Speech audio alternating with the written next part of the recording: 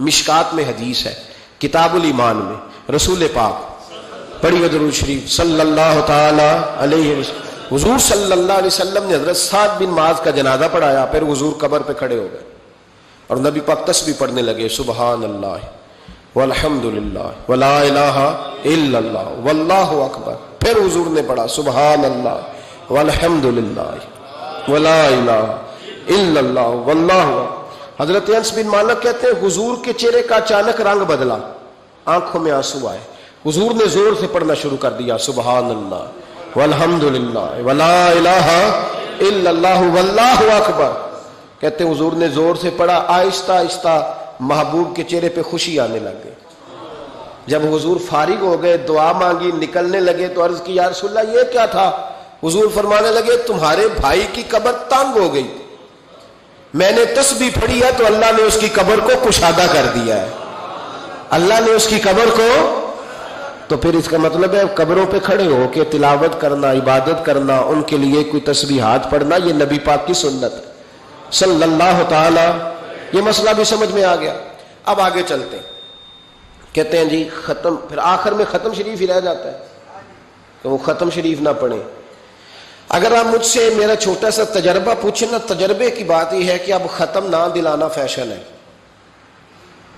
اب یہ فیشن ہے کیونکہ اب لوگ کام وہ کرنا چاہتے ہیں جو باپ دادا نے نہ کیا ہو، تھوڑا سا انوکھا کام، ذرا سٹائل ذرا ہٹ کے.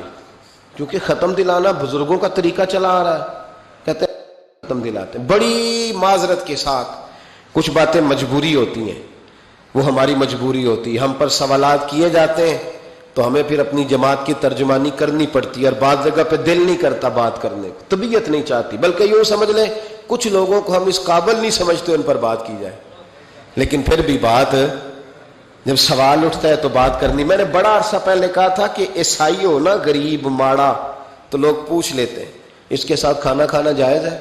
پوچھ لیتے ہیں نا. اگر ٹرمپ آ جائے تو جی وہ بھی صحیح ہے کہ نہیں؟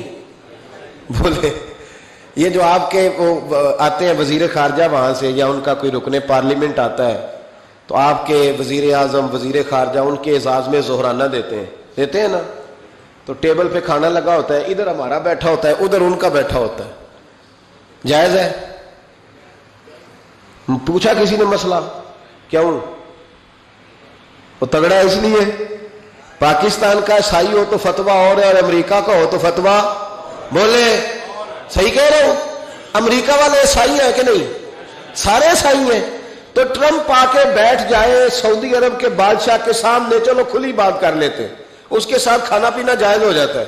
اور اگر عیسائی ماڑا ہو، پاکستان کا ہو، مزدوری کرتا ہو، پھر سارے لوگ پوچھتے ہیں نا مسئلہ کہ حضرت صاحب عیسائی سے کھانا جائز ہے. تو میں نے کہا بھائی ٹرمپ کے ساتھ بھی کھانا ناجائز ہے. ناجائز ہے کیونکہ اسے پاکی پلیتی کا نہیں پتا. جن چیزوں کو آپ ناپاکی سمجھتے ہیں ان کو خبر ہی نہیں کیا کرنا ہے. ہوتا یہ ہے کہ جب اب دیکھیں نا، کچھ عرصہ پہلے لاہور میں ایک بڑا جنازہ ہوا تھا. وہ لوگ جو کہتے ہیں نماز جنازہ کے بعد دعا نہ کرو، حرام ہوتی ہے. یعنی پہلے تو کہتے تھے ولیوں سے نہ مانگو، اب کہتے ہیں اللہ سے بھی نہ مانگو.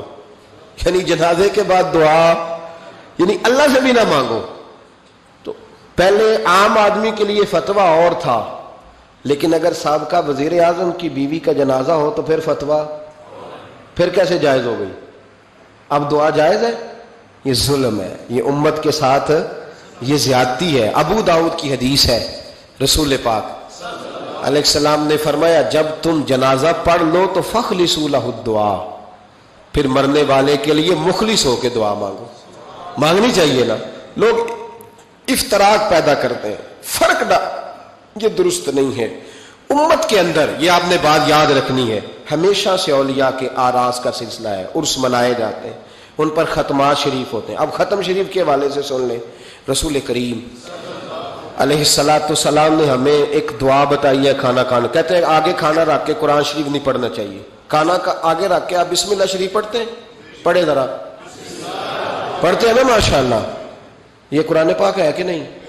تو روٹی جائز ہوئی کہ ناجائز ہو گئی؟ برکت والی ہو گئی. بلکہ حضور نے فرمایا جو بسم اللہ نہ پڑھے اس کے ساتھ تو شیطان شریک ہو جاتا ہے. تو ہم تو بھائی ہر روٹی ختم پڑھ کے کھاتے ہیں.